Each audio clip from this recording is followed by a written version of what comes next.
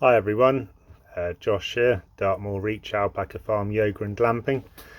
I was just on my computer and I came across another bit of land that's for sale, and I'm not sure why I stumbled across this because it's actually sold subject to contract, but it was um, I thought worth doing an appraisal on it because it was cheap.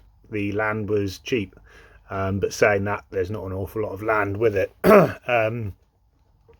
This is just down the road from where I live in a place called the Tean Valley, very pretty part of Devon. And there is just over 2.5 acres of land. A timber building with lean-to, natural and well water and direct road access.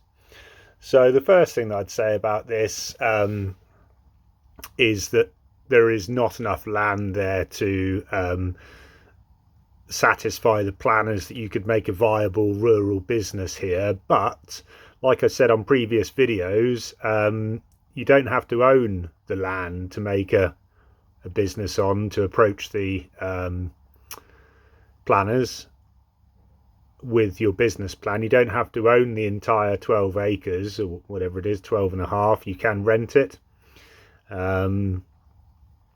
So look at this case study. If I had limited funds but still wanted to buy some land, I might look at this and think, okay, it's still a lot of money. It's £70,000. Generally what you find is the smaller the plot, the smaller the acreage, the higher the price goes per acre, because it attracts a lot of equestrian people that have got a horse or two and they want somewhere to let the horse graze. And horsey people generally have got a lot of money, so they're willing to pay a lot. But like I said, I thought it was still worth having a look at it. So let's just have a look at the photos here.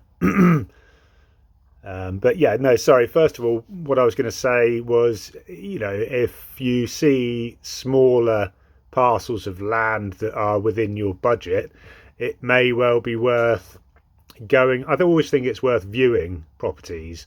Go and do a viewing,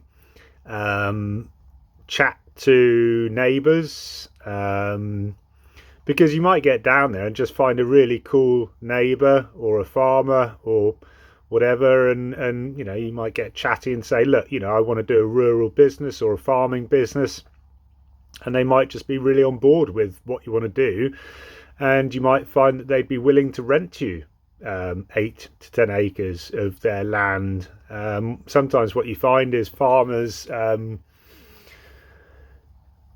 especially farmers that haven't got huge properties. Sometimes they retire, but they don't want to sell their land, so they'll rent it out.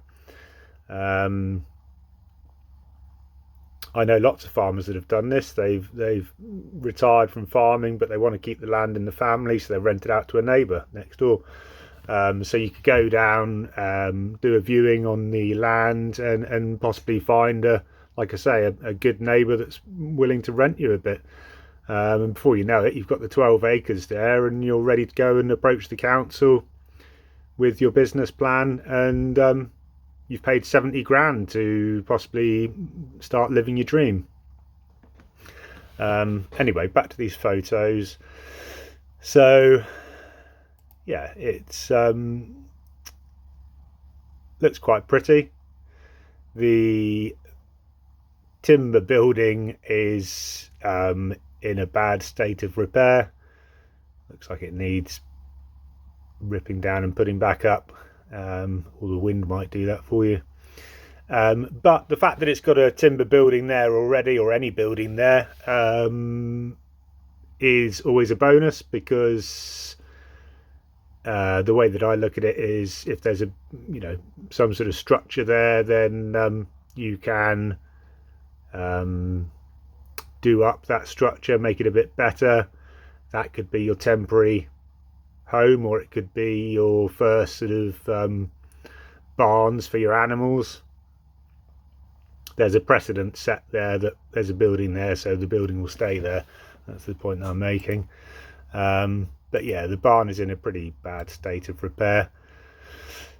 What else is there? A few sort of reedy fields, which tends to suggest it might be a bit wet, but nothing major really. But another plus point here is good road access, and we discussed road access on a previous video. Good road access is a must. But then we come on to something that raised a bit of a sort of flag to me, and that is the fact that on the last picture you can see that this land is quite close to a village. By the looks of it, you would get people living in the village that are going to overlook the land, which I think is a bit of a red flag.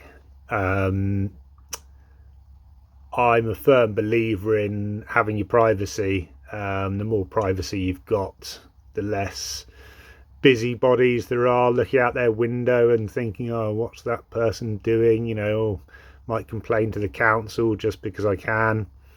They don't even know sort of what you're doing, or whether you're trying to run a rural business or an agricultural business. All they see is someone living in a caravan and on a bit of land, and they don't like it.